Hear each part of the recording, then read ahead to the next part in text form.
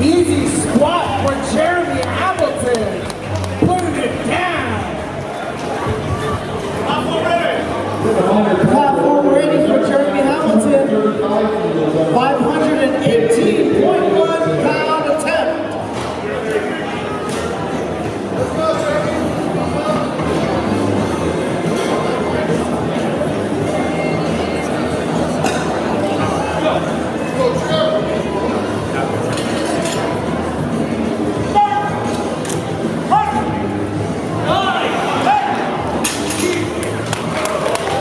Jeremy Hamilton came to play today. Hit the door. Let's go. Get up. Get on your feet. I don't want to see you sit down. Let's go. Get up. Get up. Come on. Back it in. Get up there. Get up there. Come on. Let's go, everybody. Keep it going. Get behind Jeremy here. Let's go. We got two great, phenomenal lifters going at it. Let's go, Jeremy. Let's go, Jeremy.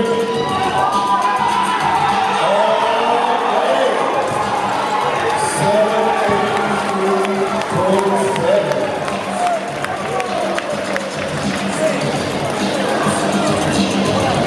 783.7. Chris Duffin here, sitting down with Jerry Hamilton, the new king of the 220s, with a 21-22 and some change. We'll just call it 21-23 total at 220 pounds. So incredible. Dethroned Dan, and as many of my followers know, beat a number that I've been trying to chase myself for a long time. Which, kind of speaking of that, I mean that's.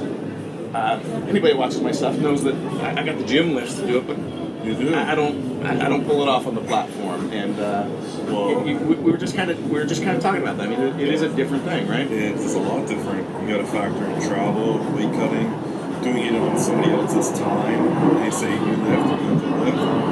All that stuff adds up, especially like the weighting game. I find to be the hardest. Like, you go to your gym like whenever you want, and you're fueled up and ready to go, and you lift on your own terms. It's much less easier and more motivating. But it's like, I come here yesterday, and it's like I sat I think for 4 hours, and I'm trying to stay hydrated, and then I warm up for like an hour, and then you got to go sit and wait again, and do it like over and over for like 3 lifts. It ends up being a 10-hour day. It's tough to put it all together in one day. There's a lot of people that think that, oh well, it's a meet. You've got all those people. Count on like being 10% better than you normally are. And at least for us elite lifters, I know it's not the case. And you got conditions to fight against. Like you said, you had to wait. Yesterday was really hot. It was the hottest ever. I was working with a meet. I've never seen him sweat so much. I mean, he was just literally pouring off, and everything was soaked through.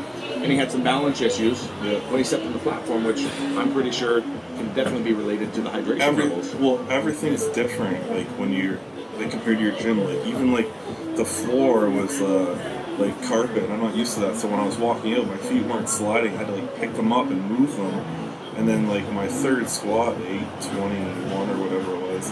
Remember, I couldn't stop walking backwards, and I couldn't get my feet planted. I thought I was gonna walk off the whole platform, but I've got a short video of that. I got you from the background, moving back. I'll splice that into the interview. I was getting scared, and I was like glad that I finally stopped.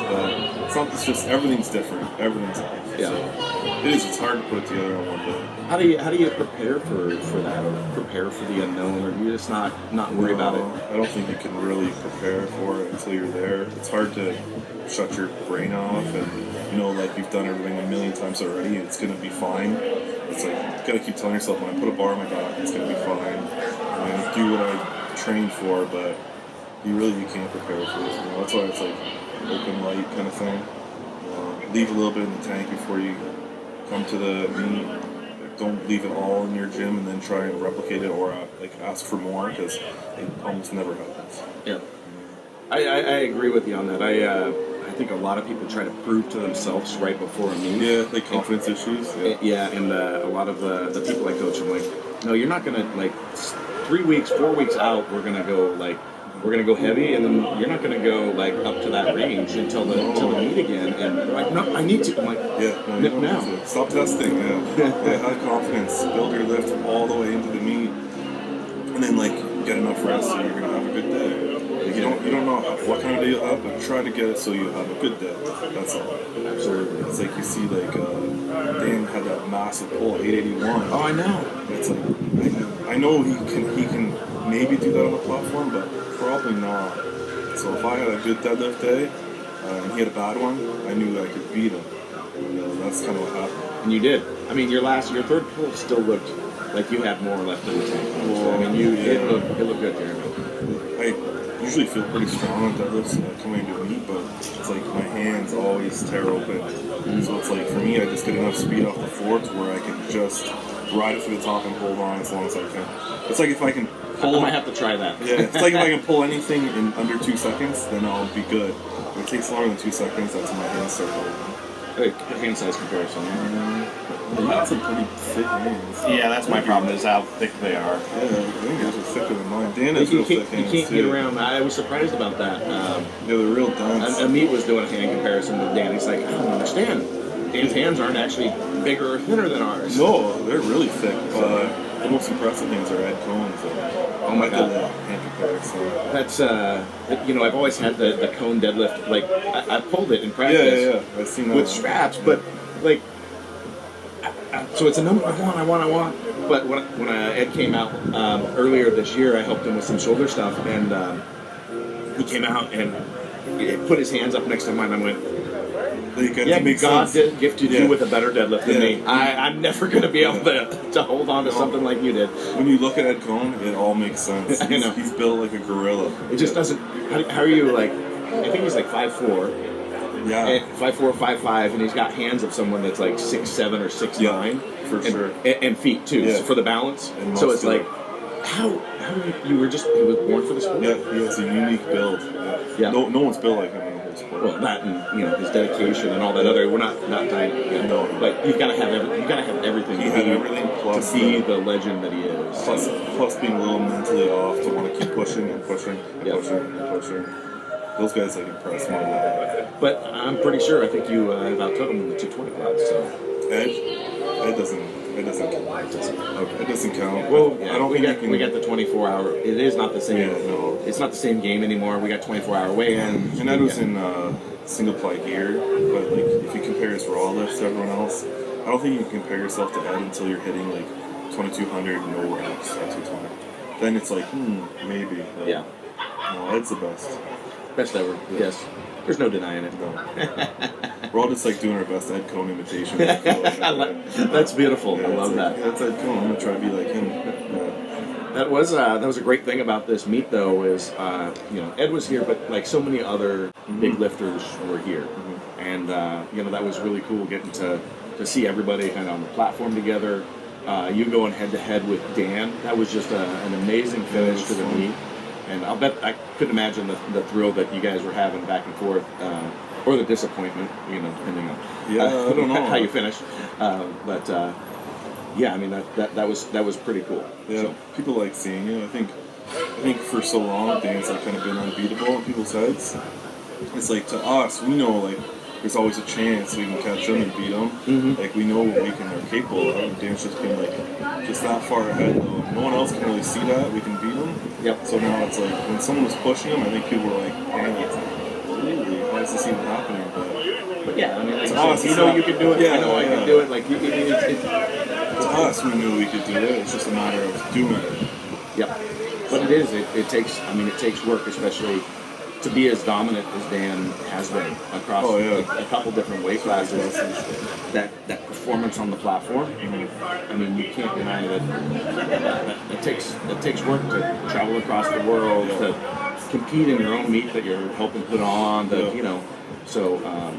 It takes a lot to do that, and not just lift big in the gym and be a YouTube warrior like myself. That's what I call myself. I'm the YouTube king. You're good at it. Yeah. YouTube warrior. I'm good at.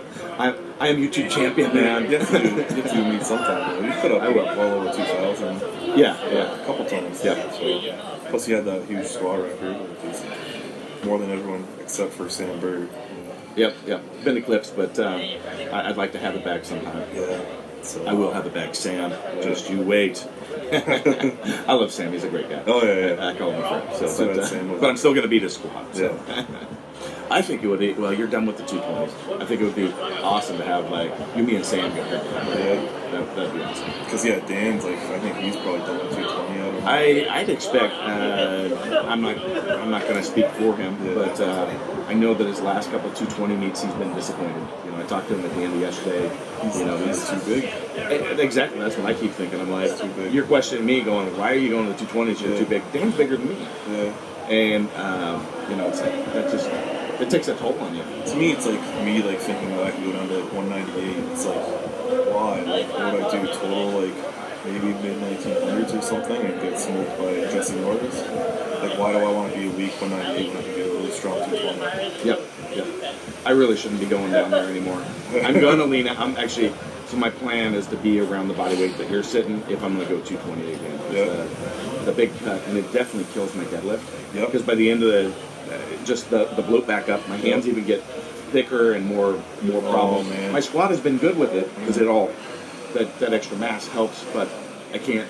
Nope. I can't do a full meet. I'm too wasted. Like, as soon as the squat's over, I start rolling to the bench, and I'm just so fatigued. By the time I get to deadlift, I got nothing left, and my total's dead. Yeah. So I relax as much as possible. Like, after squatting, I sit and I keep my hands open. I don't touch anything. I make people hand me water so I don't have to open it. I keep my hands open and dry. I sit outside in the breeze. I think on my deadlifts, I sat in the back corner, like 100 feet away from the platform, just so I was getting the breeze. And then when they call my name, that's when I come in. Only when the bar's a little wet. That's how relaxed I am. this is the stuff that makes the difference when it comes to hitting the numbers on the platform. Yeah. I think I did like 4 pulls in the warm-up room, 4 singles. Kept my hands relaxed when I pulled. It meets, so a lot of times I'm known for like some prep work and stuff like that. When it comes to meet, I actually do very little because I try to minimize. It's over the whole day. All that workload adds up. Yep, In my deadlifts, I'll start with like 315. I'll hit like 315, 500, 600, and then I'm done. Yeah. Because it's like if I sit there at 135 and I'm doing reps and doing all this, I'm already shot. I've already killed myself on squats, and I took my back. Bent it all up, got in position. I did a bench, and it's like I've seen people make that mistake. I remember seeing a younger girl in a warm-up room, and she was pulling a weight that was pretty heavy. And she kept pulling multiple singles with it, and I said, I bet you that's her opener, and she just has no confidence, and it was. So you just have to have confidence in yourself. Exactly. That's an important topic in general. I think a lot of people match because they feel every week they've got to know what they're capable of in that fashion, and like. I just started getting back into deadlifting myself like this last month. Before that, I basically hadn't deadlifted since March. Yeah. My last heavy squat, because I actually bombed in squats, so they don't really count Yeah. at the meet. So my last heavy squats were in March. And I didn't take a heavy squat again until this week. But there was basically no deadlifting for like, and I'm okay with that. Yeah. Because I was doing all the work that You're still building it. Yeah. Exactly. And I don't have to I don't have to go do that to know. It's like you gotta have confidence in yourself. And It doesn't take much to maintain a lift either, so find what maintains it, and then just add a little bit more to keep kind of building everything else that helps bring it up, like your hamstrings, your lower back, glutes, your quads. No, you don't have to keep testing the lift all the time. excellent. People like doing Good advice for the newcomers here. Any last thoughts before we wrap this up? No, I mean, just like Dan and Sparkle did like an amazing job getting on the most awesome meet like ever that I've been a part of. So like hopefully they do it next year. Just I encourage everyone to come, or if you love powerlifting, like just come to this meet. It was awesome. I agree, and I'm here even though I'm not competing. So. Because I wanted to support what they're doing and be a part of it as best as I could. So like getting everyone on one platform is so hard. I don't know why people run from competition so much. Fragile egos, I don't know. Big egos. All right. All right. I agree. So I just want to say again, congratulations. I mean, fantastic job yesterday. Thank you, and looking forward to seeing what you do. Cool in the future. So Thanks for having me on. all right. See you on the platform. Yes. See you on the platform. We do need to do that. We'll have to Yeah. schedule a meet to get together and compete against each other for sure. Man, I need a break, but yeah, 220 is maybe too low for me. It's too hard to cut that weight. Well, I keep telling myself I only have one last 220 meet. Yeah, I said that So- after Rome when I hit my 2,000 low reps, and like one of 3 that have done it. It's like I don't think I need to do this anymore. And then Dan is going 220 with Ross, and I have to do it all the time. Yeah. Well, you showed what you're capable of, my friend. So, props to you for that. Thank you. All right, Chris Duffin here, signing out. If you'd like to support the production of further content and maximize your athletic performance, check out kabukistrength.net. Our goal is to provide you with the tools and the methods to maximize your performance. There's constantly adding new products to our site, so please check it out. All that's left is for you to bring the attitude.